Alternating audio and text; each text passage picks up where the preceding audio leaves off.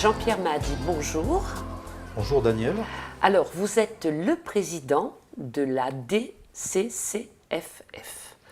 Alors, avant d'aller plus loin dans l'émission, que veut dire ce sigle?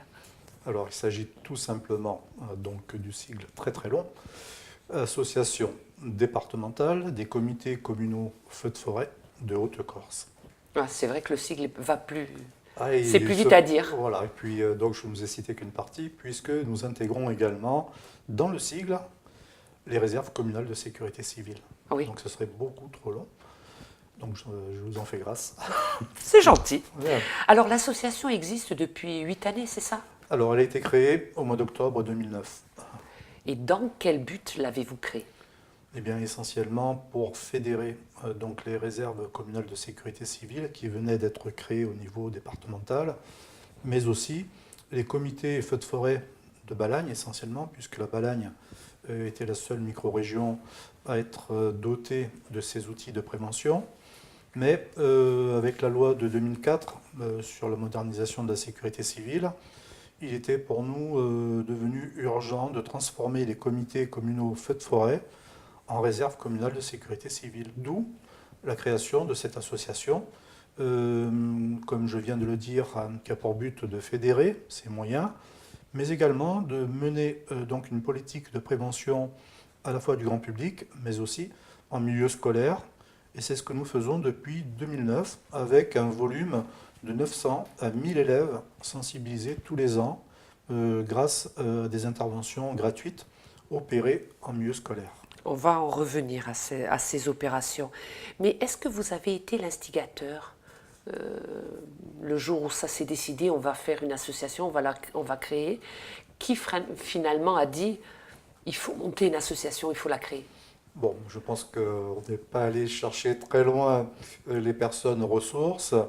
Dire que je suis à l'origine, ça serait faux, puisque autour de moi, j'avais donc des collègues de certaines communes comme Speloncato, Muro, Monticello, Lumio, qui avaient déjà œuvré au sein des comités feux de forêt pendant de très nombreuses années. Et ces gens-là, tous ensemble, eh bien, ont souhaité créer, mettre en commun leurs forces, du moins les forces qu'il restait, puisque à partir des années 1990, les comités Il y a eu feux un de forêt, essoufflement. oui, un essoufflement du bénévolat. Et donc, effectivement, de nombreuses structures ont disparu. Donc, je crois qu'il y a eu un sursaut en 2009, mais pas seulement un sursaut.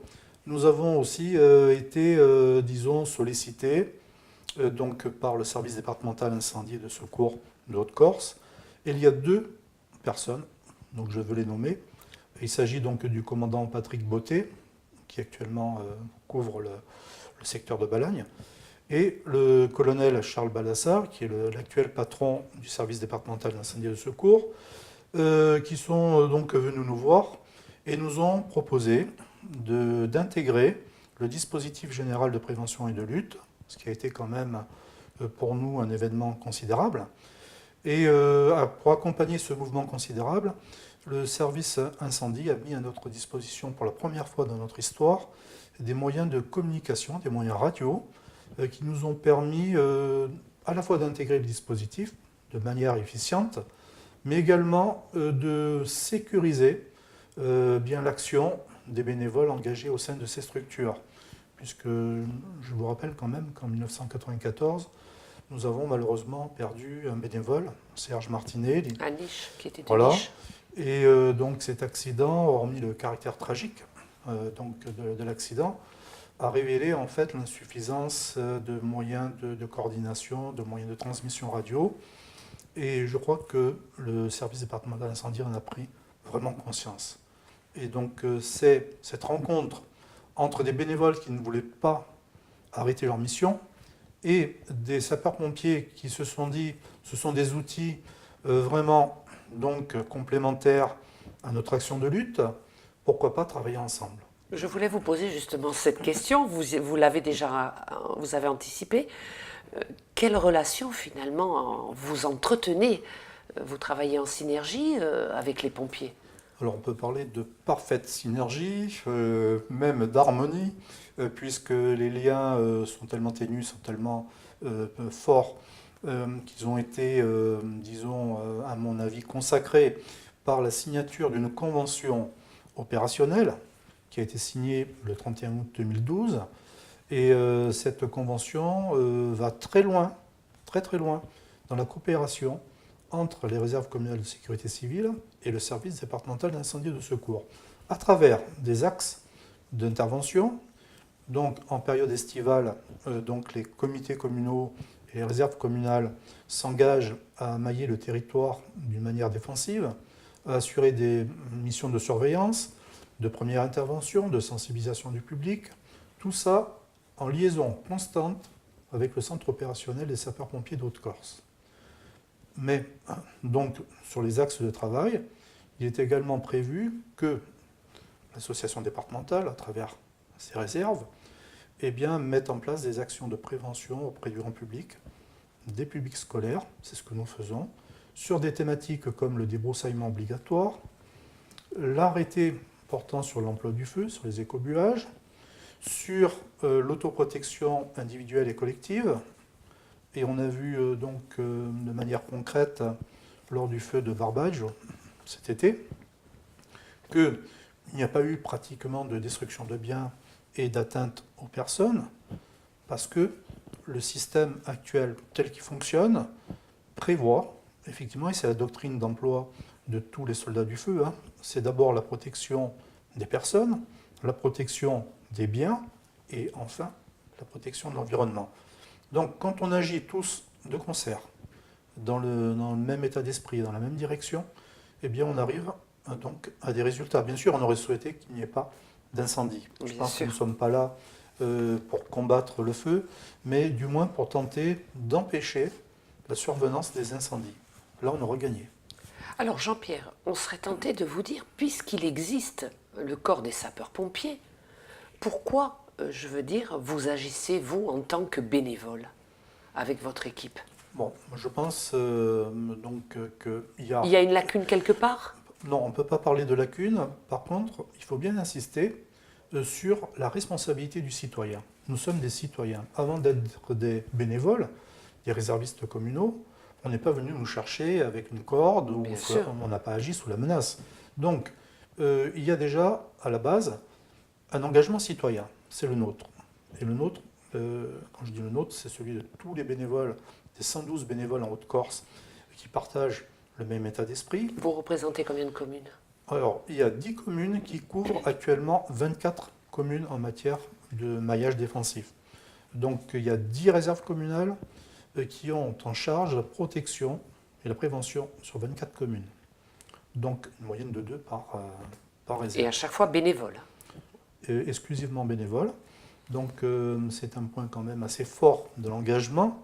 Nous, on se comporte en citoyen, en protecteur du patrimoine. Nous ne sommes pas obligés, on ne vient pas nous chercher, comme je viens de le dire. Par contre, il est impensable que le citoyen soit désengagé, soit déresponsabilisé et ne soit pas acteur de la lutte et de la prévention. Le jour où le citoyen quitte le terrain, là, on va avoir de gros problèmes. Pour vous, est-ce qu'on peut dire que vos actions, c'est une complémentarité Tout à fait. avec le corps des sapeurs-pompiers? Tout à fait. S'il y a un mot vraiment qui doit marquer les esprits et qui doit revenir en force, c'est le mot de complémentarité. On a nos limites, c'est-à-dire qu'on a fixé avec les sapeurs-pompiers des règles précises. Les sapeurs-pompiers s'occupent de la lutte, c'est donc leur mission essentielle. Nous n'interférons pas dans la lutte. Nos moyens sont essentiellement préventifs, c'est-à-dire qu'on intervient en amont, on occupe le terrain, on surveille, on dissuade, et on a une petite capacité d'intervention. Mais cette capacité d'intervention sur un départ de feu, elle est limitée. Vous possédez quel matériel? Alors, nous avons comme matériel, depuis maintenant plus de 30 ans, donc en Balagne comme en Haute-Corse aujourd'hui, des véhicules de patrouille légers, donc de type 4x4, équipés d'un kit de première intervention. Alors un kit de première intervention, c'est quoi? Une petite citerne? Une citerne maximum de 600 litres, avec au minimum 40 mètres de tuyaux et de lances. Pourquoi 40 mètres de tuyaux? Parce qu'on ne rentre pas dans une optique de lutte. On doit limiter notre première intervention, la première frappe sur un feu naissant, à une distance maximale de 40 mètres à partir d'un bord de route. On n'a pas pour vocation à s'engager dans les Vous forêts. faites un peu par feu, en quelque sorte. Alors, le pare-feu, c'est une autre dimension. Ce sont des ouvrages de défense. Et alors, ponctuellement, l'hiver, comme c'est arrivé donc sur Corbar, au mois d'octobre dernier, eh bien, les bénévoles ont, de leur propre initiative, avec l'accord bien sûr des particuliers intéressés et de la mairie, réalisé une bande pare-feu qui est bien utile et qui s'inscrit dans une politique de défense de la commune. Donc, on peut tout à fait, en dehors de la période de pression incendiaire, eh bien, participer à la réalisation de travaux, de petits ouvrages de défense contre incendie qui sont bien utiles. Parce que le jour où le feu arrive, il est toujours trop tard. C'est-à-dire ça va très vite. Voilà, ça va très très vite.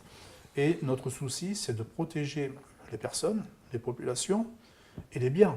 Parce qu'on peut perdre en quelques heures, en quelques minutes parfois, Parce qu'on a mis des années à tout ce qui a acquérir. été, voilà, tout à fait, Daniel, tout ce qui a été créé, tout ce que l'on a, disons, transpiré, tout ce que l'on a créé, y compris les souvenirs, puisqu'on voit des gens, lorsqu'ils ont perdu leurs biens, eh bien, c'est une véritable catastrophe. C'est toute une À vie l'échelle qui d'une part, vie, hein. tout à fait. On perd pas seulement des photos, on perd toutes des émotions, des sentiments, Bien sûr. des souvenirs partagés. Donc, quand on dit, voilà, et les gens sont surpris de voir que des bénévoles sont encore sur le terrain pour prendre des risques, et c'est vrai que nous prenons des risques, ce sont des risques calculés, que nous essayons quand même de maîtriser, nous ne sommes pas des va-t-en-guerre, loin de là, nous avons conscience des risques que nous prenons.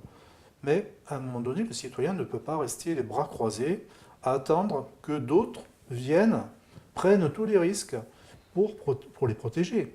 Je me répète, le citoyen ne doit pas se désengager, ne doit pas être déresponsabilisé.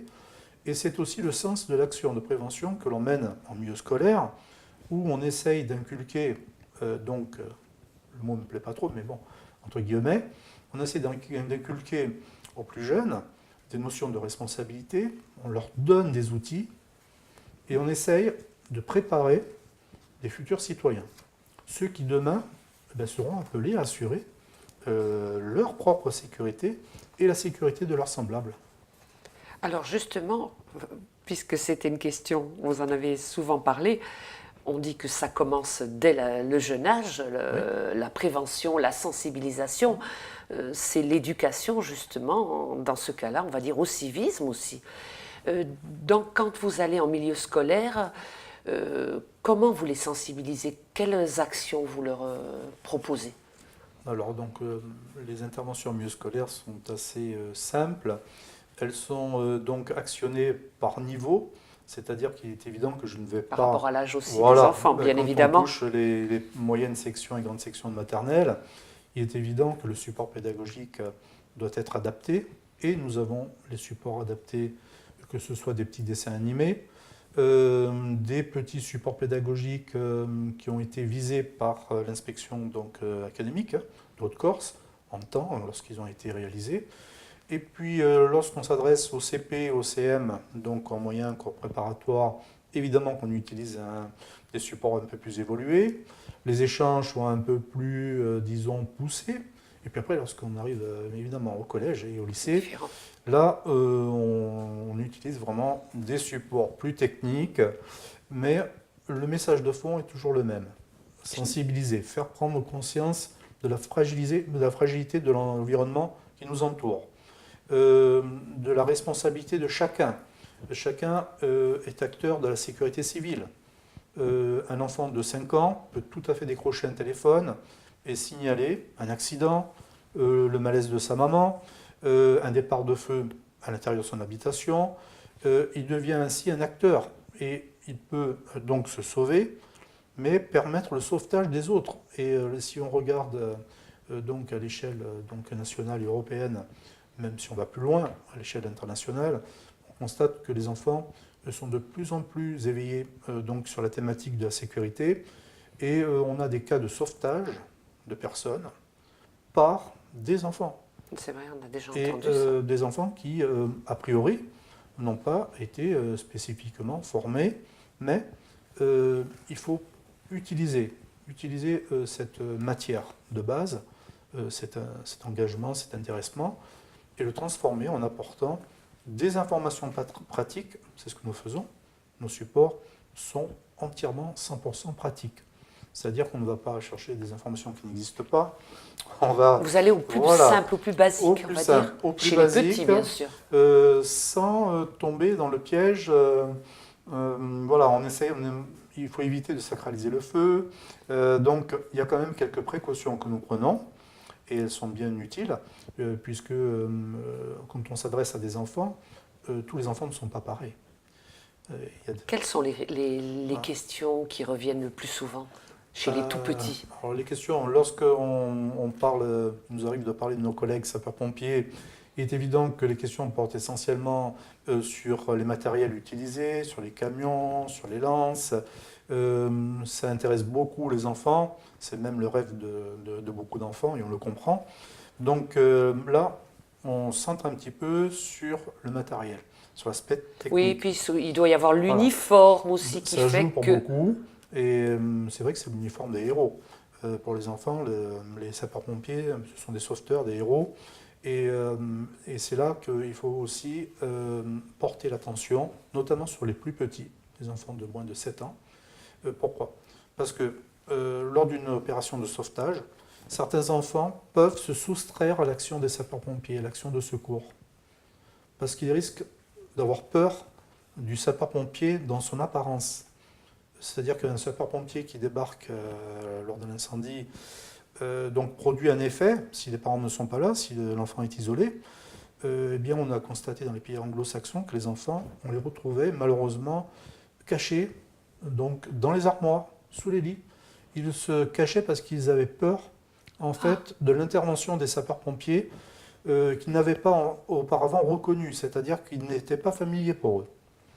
Donc, ce serait stupide d'aller sauver des gens, Oui. et notamment des enfants, et de s'apercevoir qu'ils vont avoir peur. C'est sûr. Et donc nous avons un volet depuis maintenant 5 ans qui nous permet d'appréhender, de permettre à l'enfant, les plus jeunes notamment en maternelle, d'appréhender la totalité de l'équipement du sapeur-pompier, de le familiariser avec les sapeurs-pompiers. Nous avons même, dans notre coopération avec le service départemental incendie, mener une action où, et ça arrive régulièrement, où un pompier vient en uniforme, et donc les enfants le voient d'abord dans sa tenue classique, de ville, voilà. de ville, et le pompier s'équipe devant les enfants, et c'est très intéressant, parce qu'il s'équipe progressivement, et on fait nommer aux enfants tous les équipements graduellement, et ensuite on demande aux enfants d'aller vers le pompier.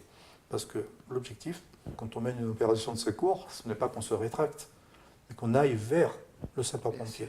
Et notre action s'appelle les sapeurs-pompiers, nos amis. Voilà. C'est mieux perçu. C'est mieux perçu, et je crois qu'il faut que les enfants perçoivent derrière l'uniforme et l'équipement du sapeur-pompier un être humain, quelque chose de rassurant pour eux. Oui, bien sûr. Voilà. Parce que tous les enfants ne connaissent pas. D'ailleurs, quand on demande à des moyennes sections et grandes sections quelle est la couleur de l'uniforme des pompiers, des fois on a des surprises. On a du jaune, du rouge, du vert. Peut-être jaune dans certains pays aussi, ils sont, ils sont vêtus de jaune. S'ils voient par exemple des pompiers américains, ensuite ils ne savent pas nommer éventuellement la couleur des bandes rétro-réfléchissantes, qui sont jaunes et blanches. Et donc on a, nous, le devoir aussi, quelque part, eh bien, d'aider les enfants à bien appréhender les missions et les équipements des sapeurs-pompiers, pour que demain, eh bien, ils ne se substituent pas, ils se laissent vraiment sauver. Qui est plus la frayeur. Tout à fait. Éviter qu'ils soient victimes, en fait, d'une frayeur. Alors Jean-Pierre, on parle depuis tout à l'heure donc de vos actions, de vos bénévoles, des sapeurs-pompiers, mais sur le terrain, quand vous êtes en train de travailler, de faire votre travail justement parce qu'il y a un incendie, comment vous distingue-t-on? Quelle est la différence? Parce que vous n'êtes pas, vous, pompier. Non, je le répète, non seulement nous ne sommes pas pompiers, mais nous n'avons pas vocation à le devenir. Sauf que parmi nos réservistes, certains passent par nous Pour intégrer le corps des Tout à fait, sapeurs-pompiers. pour finalement, un jour ou l'autre, intégrer le corps des sapeurs-pompiers. Et c'est surtout vrai pour les jeunes qui n'ont pas l'âge requis, 18 ans. Donc de 16 à 18, nous avons chez nous, par exemple en Balagne, 2 réservistes donc, qui ont signé un contrat d'engagement à l'âge de 16 ans. Et pour 2 d'entre eux, l'année prochaine, sauf un problème d'ordre médical, ils intégreront le corps départemental des sapeurs-pompiers. Donc on a aussi quelque part une fonction d'antichambre, de vivier. Pour voir si vraiment ça va plaire ou pas, parce qu'il y a quand même un... Tout à fait. Et en passant par chez nous, ils ont déjà une idée de ce que peuvent être les contraintes liées à ces missions. L'attente, la surveillance, le non-paiement, déjà, donc la frustration, et l'engagement aussi au service des autres, gratuit, parce que le bénévolat, c'est aussi une école. On a oublié de le dire, mais c'est une école. Dans la société d'aujourd'hui. C'est donner de son temps. Voilà, qui accepte encore de donner de son temps pour une cause. À part des bénévoles, c'est sûr, que l'on retrouve c'est dans sûr, toutes les associations, toutes les formes d'associations, toutes les formes associatives. La nôtre est aussi une forme d'association, puisqu'on adhère librement et on peut en sortir librement. Mais pour finir sur ma question, est-ce que vous avez, pour vraiment vous différencier des sapeurs-pompiers, une tenue particulière? Oui, en 2009, lorsque nous avons créé cette association, nous avons également créé un cahier des charges. Pourquoi? Pas parce que ça faisait beau, mais parce que nous en avions besoin. Il fallait qu'on se distingue une fois pour toutes et qu'on évite la confusion avec les sapeurs-pompiers. Tout à fait. Parce que nous étions équipés avec les mêmes tenues, les mêmes équipements. Et nous avons pris conscience, nous, qu'un jour ou l'autre, ça pouvait poser problème. Parce qu'un sapeur-pompier est quelqu'un de formé, c'est un technicien du feu, du secours aux personnes. Et si demain un homme bénévole, habillé de la même façon qu'un pompier, éventuellement intervient sur un malaise ou sur une situation d'urgence, que vont dire les personnes qui assistent à la scène? Ils vont dire, mais pourtant on avait un pompier, il n'a pas été capable, il n'est pas formé. Donc je crois qu'il était temps que les bénévoles adoptent un cahier des charges, un autre statut, et ce statut c'est celui des réservistes. Alors nos tenues sont rouges, on les a choisies rouges pour... vous distinguez vraiment bien comme oui, ça. Oui, on peut nous voir de loin, c'est clair, mais je crois que c'est essentiellement au niveau de la sécurité. C'est pour qu'on puisse nous voir, nous repérer et assurer notre sécurité à distance. Ce sont des tenues qui ont pour but d'être voyantes et visibles et qui nous différencient vraiment de la couleur du bleu des sapeurs-pompiers. Alors on a adopté le rouge, on aurait pu adopter l'orange, le jaune. Le choix a été collectif. Nous, on vit en démocratie au sein de l'association départementale, donc on débat de tout, et donc on a choisi cette couleur. Donc nos véhicules sont blancs, évidemment ils sont dotés de signaux prioritaires que nous avons souhaités. Pourquoi? Parce qu'en situation d'urgence, même si nous on intervient à l'échelon communal, la perte de temps, donc liée à l'intervention, peut coûter la vie, soit à des personnes, soit à un bâtiment qui aurait pu être protégé. Et notre mission, c'est quand même d'arriver assez vite pour empêcher le pire. Voilà. C'est une mission de prévention. On essaie d'arriver le plus tôt possible, sachant très bien que derrière, les sapeurs-pompiers que l'on a prévenus, parce qu'on a obligation et on s'en acquitte, on prévient systématiquement le CODIS, le centre opérationnel, et les sapeurs-pompiers sont au courant du moindre de nos mouvements. Ce qui est quand même... c'est comme si vous aviez un GPS pour eux. Ah oui, tout à fait. Tout à fait. Et puis en plus, on peut faire remonter de l'information de terrain au centre opérationnel si les pompiers, par exemple, sont engagés sur un gros feu et qu'à l'arrière du dispositif, eh bien, il n'y ait plus beaucoup de maillage défensif. Nous sommes en surveillance pratiquement, pour certaines réserves, certaines fois jusqu'à minuit ou 2 heures du matin, voire plus. Donc ça permet aussi au dispositif général de souffler un petit peu. Vous faites l'écart. On fait un petit peu le relais et on le fait avec plaisir, d'autant plus que pour nous ce n'est pas une contrainte. Voilà. Si on est là, c'est parce qu'on veut participer à la prévention et à la protection du patrimoine et des populations. Sinon, on serait à la maison comme tout le monde. C'est sûr. Hein.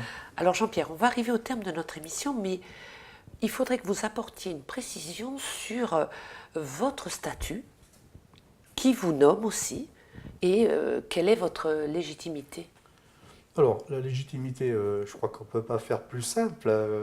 Enfin, Daniel, tu connais donc le régime associatif. Nous fonctionnons sous le régime associatif. Une fois par an, une assemblée générale réunit l'ensemble des membres de droit de l'association départementale. En l'occurrence, ce sont les communes qui sont membres de droit. Les communes sont représentées par un président délégué et un suppléant qui envoie au chapitre. Donc, toutes les questions sont débattues. Les changements de bureau se font dans le respect des règles statutaires. Et si effectivement j'arrive au bout de mon mandat et que je ne souhaite pas le renouveler, évidemment, la démocratie participative est là et le débat se fait. Et donc l'Assemblée générale peut tout à fait décider de présenter des membres, de nouveaux membres du bureau. Voilà, moi je pense qu'il n'y a rien de... Le président, en fait, il a une responsabilité surtout morale. Elle peut être, avec l'évolution des lois sur la sécurité, les lois judiciaires, le président encourt des condamnations qui peuvent paraître au départ anodines, mais on a des présidents d'associations qui doivent répondre pour des faits graves, et on a, à ce point de vue, une responsabilité écrasante. Et donc il n'y a pas, effectivement, on ne se dispute pas pour être président d'une association, tout simplement parce qu'il y a un niveau de responsabilité qui est quand même assez élevé. Alors moi, les responsabilités, je les assume depuis que j'ai l'âge de pouvoir les assumer. Ça me va très bien. Maintenant, effectivement, le président n'est pas un dictateur non plus, hein, vous avez bien compris. Et il peut remettre son mandat en jeu et il peut être démissionné aussi. Voilà. Donc la démocratie avant tout. Alors Jean-Pierre, donc à travers vous, nous, par rapport à cette émission, on va remercier aussi tous les bénévoles qui œuvrent dans votre association, finalement, pour la vie de tous et de toutes. Eh bien, Daniel, non seulement je vous remercie à titre personnel, je remercie également l'équipe de Télépaèse qui m'a donné aujourd'hui l'occasion de m'exprimer à nouveau sur notre association, sur ses choix, ses orientations. Voilà. Et donc, effectivement, c'est très important aussi de communiquer, de faire connaître. Et donc, à ce niveau-là, moi, je veux vous féliciter et vous encourager à continuer. Merci. Alors, quant à moi, je vous dis à une prochaine fois. Merci de votre fidélité.